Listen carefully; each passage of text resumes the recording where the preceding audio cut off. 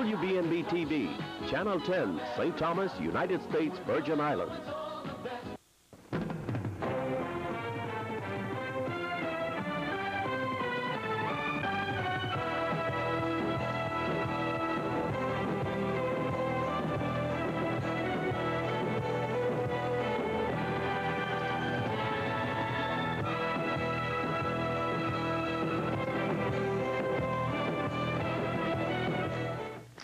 Good evening, I'm Page Stull. The entire islands of St. Thomas and St. John were without electricity beginning at 7:20 this morning as an electrical problem at the plant in subbase St. Thomas looped through the system and shut down all electricity, including power to the power plant itself. A WAPA spokesman said it was a voltage excitation problem. That occurred in one of the operating electric generators this morning, and that started the trouble.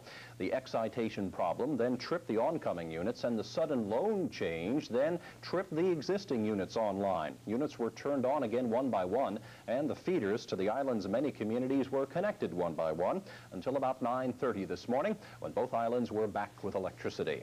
There was an unrelated accident at the St. Thomas power plant this morning that caused extensive injuries to an employee of the Water and Power Authority subcontractor, General Electric.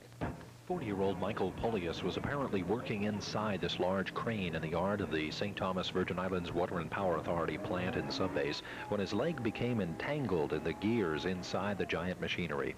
Officials from Civil Defense, St. Thomas Rescue, the Police Department, emergency medical technicians, and physicians from the Virgin Islands Health Department responded to a call about 8:15 this morning. Trying to get him out, we used all of our extrication devices, Hearst tool, come-alongs, but the equipment that we were working against was beyond the capabilities of our unit.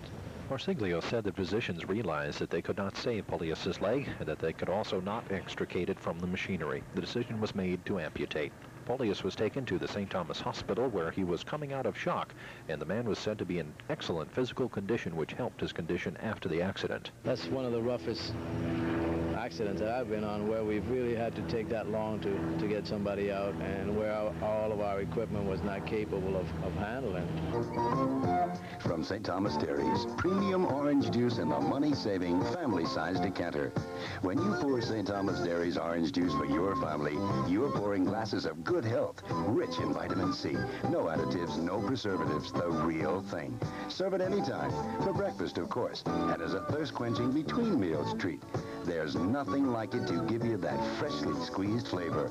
A product of St. Thomas Dairies, the good food people.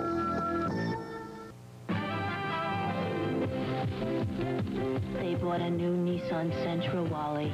We need that wagon. Nissan Sentra, more power per pound than any other wagon with gas mileage this high. Room for a family of 5, 6. We need it, Wally. Now, $6,782 at Harbor Chevrolet. Let's get it, Doris.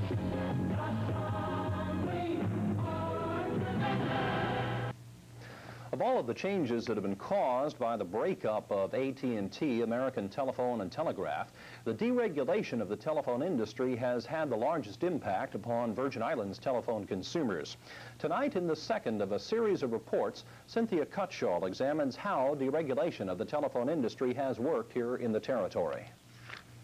The purpose of the AT&T breakup was to end Ma Bell's monopoly of the telephone industry.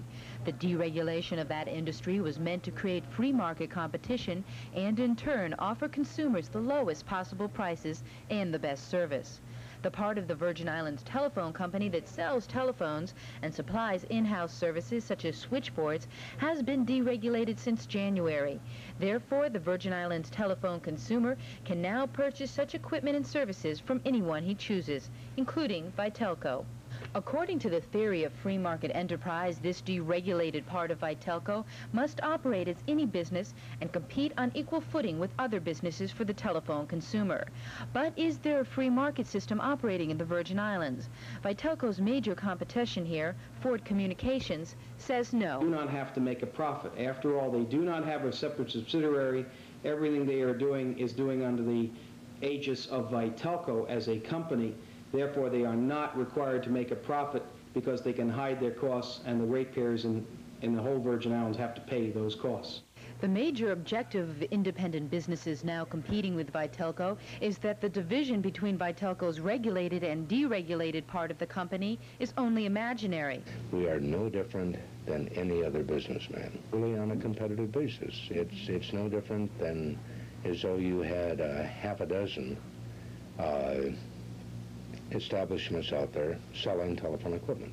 Despite VITELCO's claims to be operating its deregulated side separately, it is not a separate subsidiary.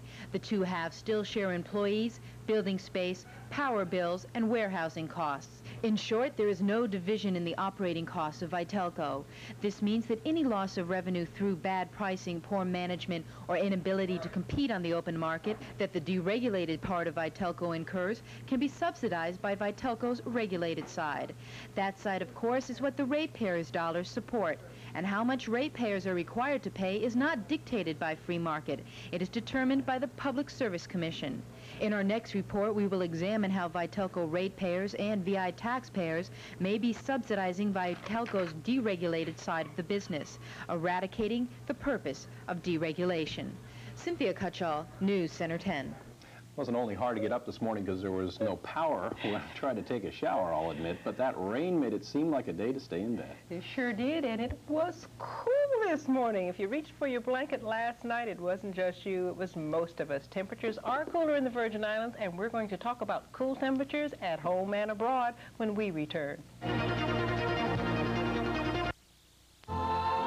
According to legend, an Italian monk called Frangelico searched the countryside for hazelnuts, berries, and the choicest wild flowers to complete his master work, a liqueur so unique it still bears his name. Blended today with the same uncompromising excellence, Frangelico is truly a blessing from nature. Frangelico, a divine inspiration delivered to the Virgin Islands by A.H. Liquors Incorporated.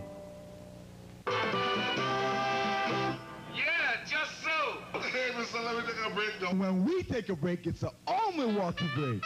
And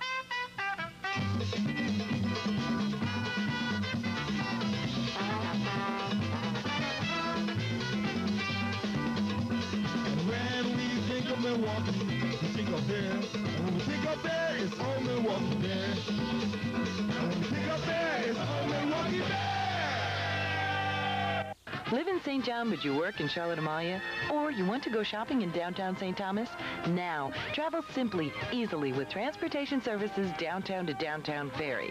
Leave Cruise Bay daily at 7:15 a.m. and arrive in downtown St. Thomas by 8. Return that same night at 5:30 p.m. Or travel to St. John from St. Thomas waterfront at 9 or 11 a.m. Enjoy a day in St. John on us.